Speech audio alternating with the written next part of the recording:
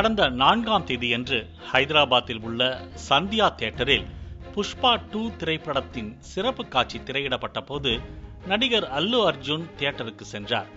அப்போது ஏற்பட்ட கூட்ட நெரிசலில் சிக்கி ரேவதி என்ற பெண் உயிரிழந்தார். மேலும் ரேவதியின் மகனுக்கு மூளைச்சாவு ஏற்பட்டு தற்போது மருத்துவமனையில் சிகிச்சை பெற்று வருகிறார்.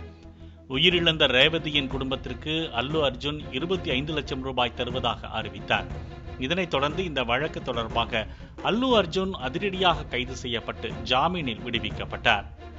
இந்த விவகாரம் விஸ்வரூபம் எடுத்த நிலையில் தெலுங்கானா முதல்வர் ரேவந்த் ரெட்டி சட்டசபையில் கூட்ட நெரிசலுக்கு அல்லு அர்ஜுன் தான் காரணம் என கடுமையாக தாக்கி பேசினார்.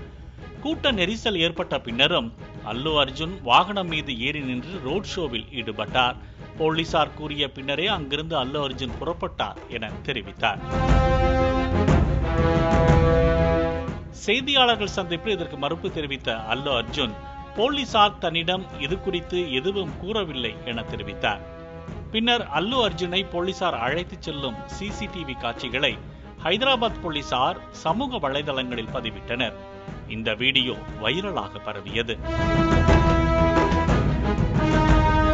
இதனைத் தொடர்ந்து அல்லு அர்ஜுன் வீட்டின் முன் ஹைதராபாத் உஸ்மானியா யூனிவர்சிட்டி மாணவர் அமைப்பினர் கற்கள், தக்காளிகள் மற்றும் வீட்டின் முன் இருந்த பூந்தொட்டிகளை வீசி வன்முறையில் ஈடுபட்டனர். மேலும் ரேவதி குடும்பத்தினரிடம் அல்லு அர்ஜுன் மன்னிப்பு கேட்க வேண்டும் என்றும் அவர்களுக்கு இழப்பீடாக 1 கோடி ரூபாய் தர வேண்டும் எனவும் போராட்டக்காரர்கள் கோஷமிட்டனர்.